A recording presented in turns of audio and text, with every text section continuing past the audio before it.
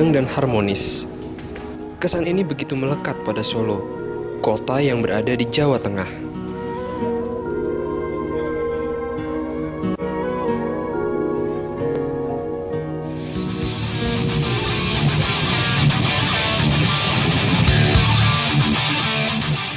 Namun kesan ini sejenak berhenti pada pertengahan September 2011 lalu. Surakarta, demikian nama resmi Solo, berubah menjadi hingar-bingar penuh kebisingan. Iya, perhelatan ajang musik internasional Rock in Solo tengah digelar.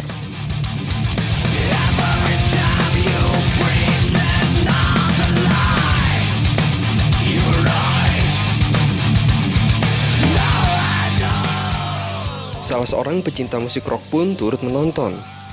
Tak lain dan tak bukan Joko Widodo, atau biasa dipanggil Jokowi.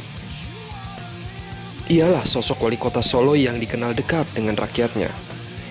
Baginya, di mana ada pertunjukan musik rock atau metal di republik ini, ia harus hadir di situ.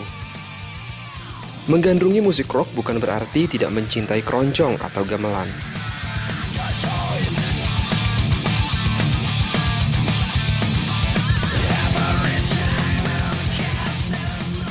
Festival musik rock dunia ini hanya bisa ditandingi di kota Rio de Janeiro, Brasil. Berkat peran Jokowi pula, festival rock dunia berpusat di Solo untuk Indonesia. Rock in Solo 2011 menggelar 4 panggung, menampilkan 40 band dunia. Sebut saja Down for Life, Burger Kill, serta Death Angel. Nama-nama yang tidak asing bagi pecinta rock. Mereka datang bukan hanya dari Indonesia, namun juga penjuru dunia untuk bermain.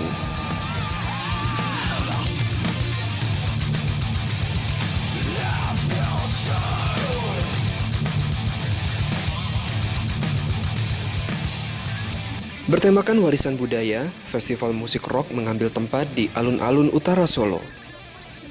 Bukan tanpa alasan, pemilihan ini sebagai perlambang di masa lalu, tempat berkumpulnya raja bersama rakyatnya, dan kini dibuktikan kembali di abad ke-21. Pertama saya dari SMA saya memang senang rock ya, mulai dari Led Zeppelin, zaman Metallica, Lacuna Coil, kemudian dari Metallica sampai Lamb of God, sampai Iron Maiden juga, semuanya senang. Gue gak kenal sama wali kota ya, tapi gue tau profil dia sekilas tentang dia lebih pro ke rakyat kecil. Nah itu yang gue menarik buat gue gitu. Cuman setelah gue sampai sini, ada yang kasih tahu wali kotanya pro ke musik rock, tapi gue nggak tahu kalau ternyata orang itu adalah si Jokowi ini.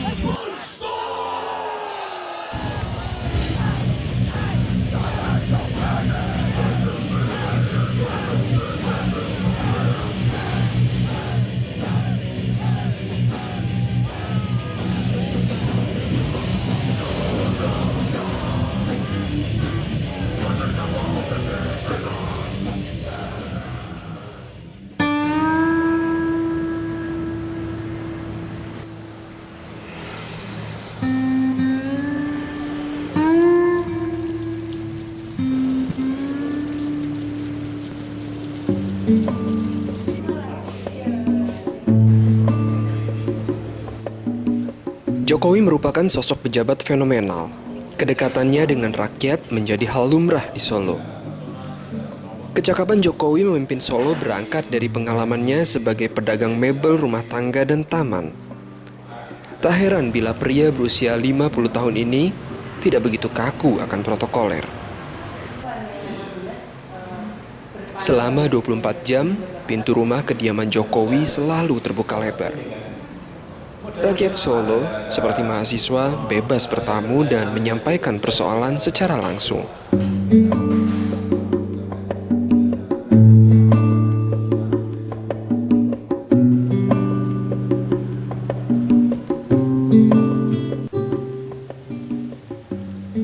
Umumnya setiap pejabat selalu dikawal selama dalam perjalanan.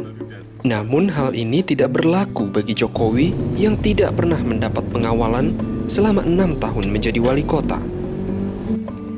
Jokowi mencalonkan diri sebagai wali kota Solo tahun 2005. Setelah terpilih, banyak gebrakan progresif yang ia lakukan. Salah satunya, lebih banyak berada di lapangan ketimbang di kantor. Ya persoalan, problem, masalah itu adanya di lapangan, bukan di kantor. Urusan kantor bisa diselesaikan birokrasi. Birokrasi kita yang menyelesaikan. Gitu. Udah, kalau ada tanda tangan ya saya tekan aja.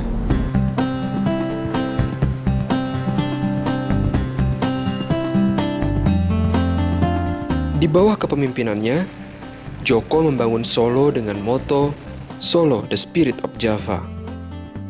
Pendekatan dengan semangat khas Jawa ini pula yang ia terapkan saat merelokasi pedagang kaki lima atau PKL. Sang wali kota berhasil merelokasi dan membersihkan kota Solo dari PKL hampir tanpa gejolak. Ya ini adalah tempat yang baru hasil relokasi dari Banjarsari.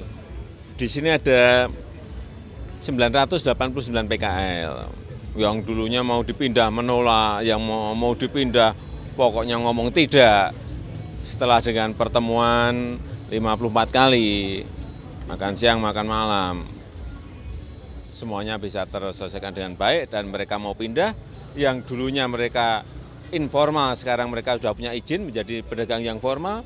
Yang dulu mereka mungkin barang modalnya hanya mungkin seperempatnya yang ada yang sekarang sudah tempatnya aja sampai sudah kurang. Dengan memberikan ruang dan menempatkan PKL dalam perencanaan tata kota, membuat kehidupan para PKL berkembang dengan baik. Itu mau direlokasi, pedagang nggak mau. Sebagian besar 99,5% nggak mau. Banyak yang menolak karena belum tahu kondisi pasar yang baru gimana, penghasilannya bagaimana. Kalau di sana udah pasti penghasilannya 2 juta, ternyata pindah di sini penghasilannya sampai 8-9 juta sehari. Belum pernah sebelumnya dalam 30 tahun terakhir di Solo berdiri pasar tradisional. Namun dalam tempo 6 tahun pemerintahan Jokowi, 15 pasar tradisional berdiri. Baginya, satu pasar tradisional milik puluhan warga lebih baik ketimbang puluhan supermarket dan hipermarket milik satu pengusaha. Agar manfaat datang lebih besar lagi, pasar tradisional pun dikembangkan menjadi pasar wisata. Tujuannya jelas, agar wisatawan datang berbelanja dan para pedagang mendapatkan untung. Wajar apabila Solo sebagai kota budaya sekaligus menjadi kota wisata. Dan upaya pelestarian budaya senantiasa digalakan. Salah satunya penanaman pohon, simbol pelestarian budaya di bidang vegetasi. Pada masa pemerintahan Jokowi Rudi, tercetus sebuah jargon Solo masa depan adalah Solo masa lalu. Sehingga ada program penanaman kembali pohon-pohon yang sudah langka seperti pohon kepel, pohon kleco, pohon sawo kecik, dan pohon matoa. Solo masa depan adalah Solo masa lalu. Ya, dengan semangat inilah, visi di tahun 2015, Solo harus menjadi kota di dalam kebun. Sebelum akhirnya Solo menjadi kota di dalam hutan pada tahun 2025. Visi seorang pemimpin yang kelak dinikmati rakyatnya di masa depan.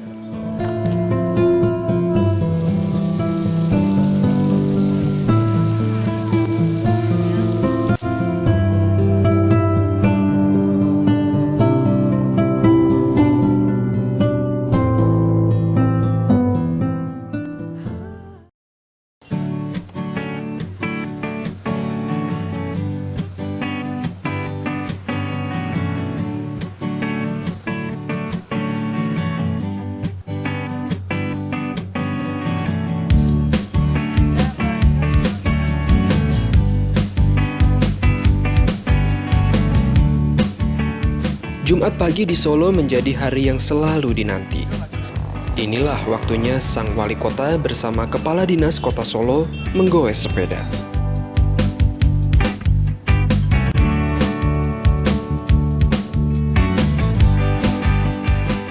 tentu bukan sekedar berolahraga, namun dilakukan untuk menyerap aspirasi rakyat Solo. Tradisi ini dinamakan Mider Projo dan telah berlangsung selama 6 tahun di era pemerintahan Wali Kota Jokowi.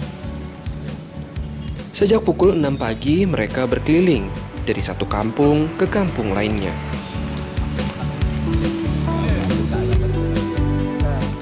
Macam-macam yang dilakukan Jokowi dan jajarannya selama keliling kota Solo.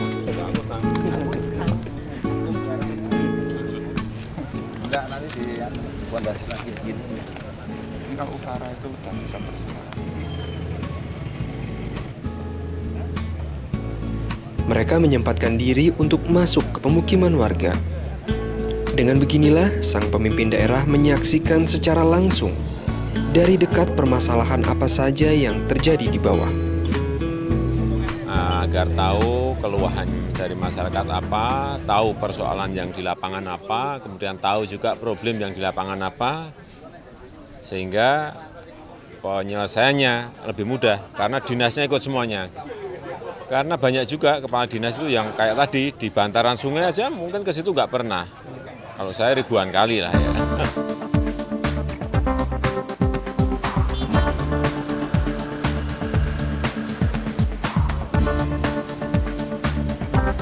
Penyerapan aspirasi langsung dari rakyat ternyata membawa berkah.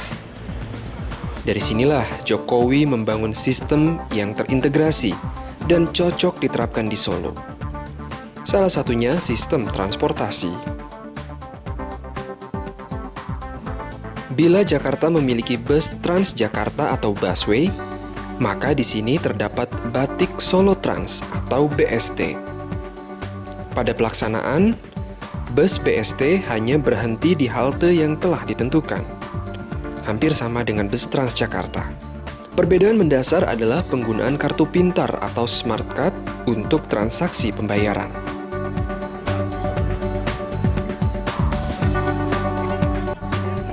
Dengan begitu, pengguna bus BST tidak perlu lagi membayar secara tunai. Cukup dengan kartu pintar yang telah diisikan kredit tertentu. Kendati begitu, bagi mereka yang belum mengetahui mekanisme transaksi kartu pintar, diperbolehkan membayar tunai di tempat. Ini ditempuh mengingat penggunaan kartu pintar masih dalam tahap sosialisasi. Ya memang itu masih memerlukan waktu yang lama. Sudah kita mulai tapi memerlukan waktu yang lama. Karena perlu sosialisasi, perlu pembelajaran mengedukasi masyarakat. Tetapi ini adalah sistem yang kita siapkan jangka panjang dalam rangka apa? Manajemen kontrolnya lebih mudah. Kalau cash kan manajemen kontrolnya sulit. Kalau ini kan mudah, semuanya pakai kartu.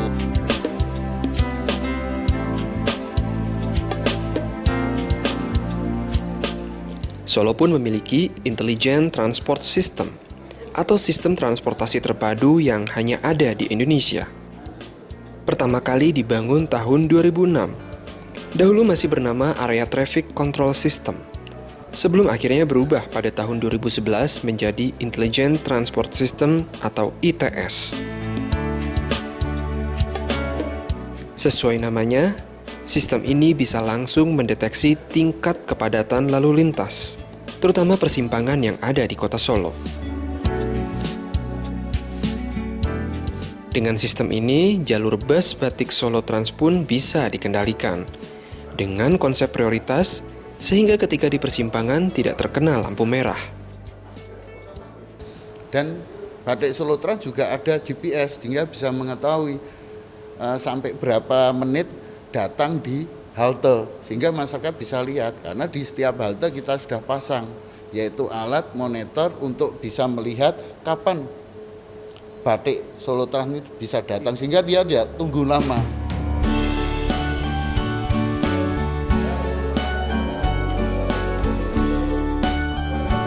Untuk kepentingan jangka panjang, semua jenis moda transportasi yang ada di kota Solo diharapkan saling terintegrasi. Bahkan pemikiran masa depan transportasi Solo mendorong masyarakat meninggalkan kendaraan bermotor pribadi dan beralih ke moda transportasi massal. Inilah realisasi visi Solo masa depan adalah Solo masa lalu yang dimulai oleh Jokowi.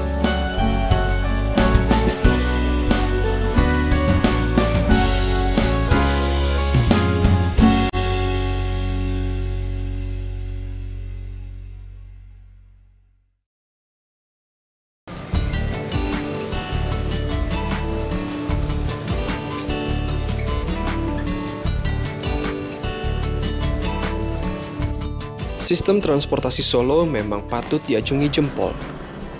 Namun bukan hanya dari sisi praktisnya saja. Pemerintah Kota Madya Solo pun telah memikirkan bagaimana transportasi bisa diolah menjadi wisata dan mendatangkan pemasukan ekonomi.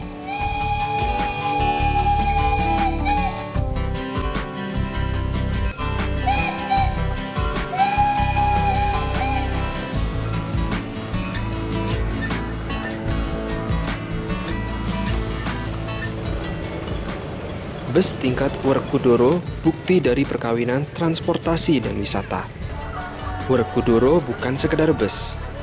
Ia adalah bus tingkat satu-satunya yang ada di Indonesia.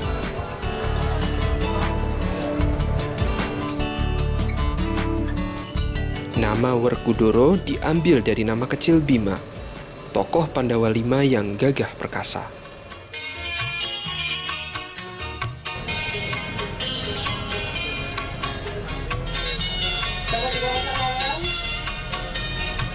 Jadi persimpangan Cijanji, oke, kita ke kanan untuk masuk ke jalan nanti di depan kita sampai di Bundaran Badak ini ditutup, digunakan untuk car free day. Jadi mungkin Bapak atau Ibu Bus berkapasitas 50 penumpang ini diresmikan tahun 2011, memperingati hari jadi Kota Solo ke-266 tahun. 0900 kemungkinan besar bisa cari jalur alternatif yang lain. Dari Senin hingga Jumat, bus Werkudara beroperasi 2 kali dalam sehari.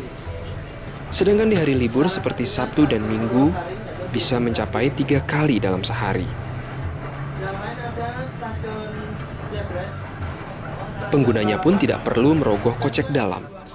Cukup membayar Rp20.000 per orang, atau Rp800.000 untuk satu rombongan.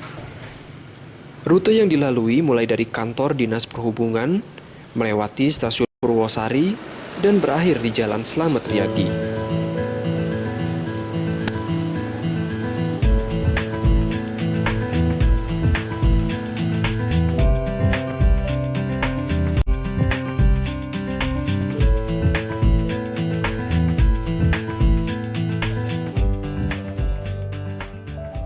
Selain bus tingkat Werkudara, masih ada satu lagi moda transportasi wisata. Sepur Kluthuk Jaladara. Demikian nama kereta api kuno buatan tahun 1897. Kereta buatan Jerman ini masih menggunakan bahan bakar kayu jati dan tenaga uap.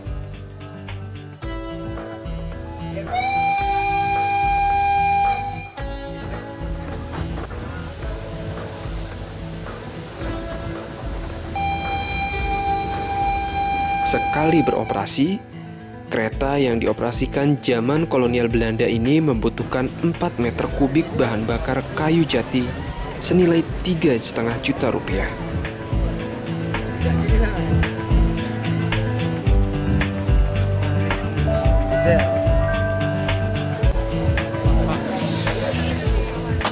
Itu sebabnya tiket cukup mahal bagi penumpang, Rp100.000 sekali angkut. Dan kereta ini menggunakan 2 gerbong berkapasitas 70 penumpang. Ya, masalah perawatannya memang kita susah di dalam spare part karena kita sekarang spare part sudah tidak ada cadangan. Jadi kita harus membuat sendiri, kekalin sendiri begitu. Tapi kalau masalah teknisnya itu ya biasa-biasa saja.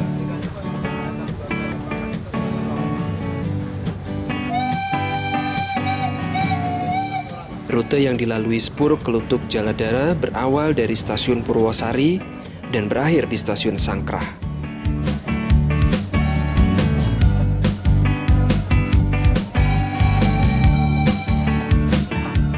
Sepur Kluthuk Jaladara dikelola dan dioperasikan sepenuhnya oleh pemerintah Kota Madya Solo. Untuk teknisnya, agenda penggunaan kereta kuno ini diserahkan pada pihak ketiga yang mengorganisir paket wisata mempromosikan kota Solo.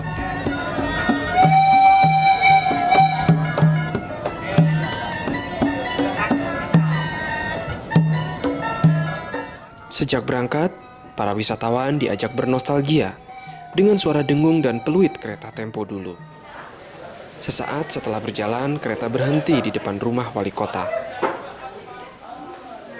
Penumpang pun turun dan melihat-lihat keaslian kondisi bangunan rumah dinas wali kota Solo ini.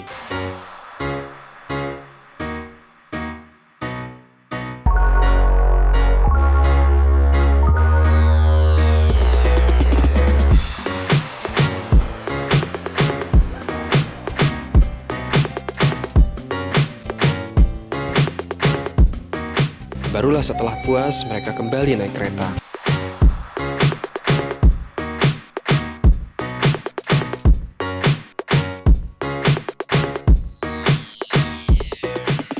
Baru sebentar melaju, spur Klutuk Jaradala kembali berhenti dan kembali menurunkan wisatawan di Kampung Batik Kauman.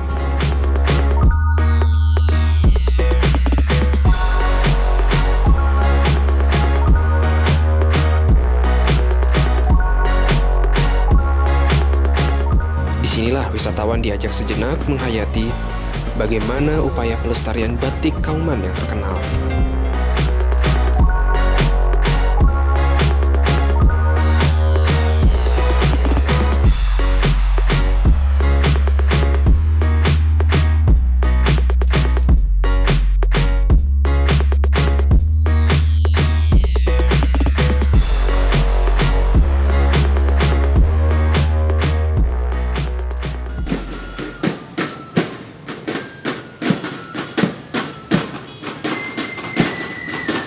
Wisatawan bisa dengan leluasa menikmati pemandangan kota Solo, termasuk diantaranya bangunan bersejarah hingga aktivitas yang masih lestari. Oh, saya rasa begitu seronok sekali kerana ini pertama kali saya naik kereta api, Pak, yang menggunakan bahan bakar daripada steam, daripada kayu. Jadi bila kita menggunakan kereta api seperti ini, kita rasa kita seperti berada dan boleh berkongsi pengalaman.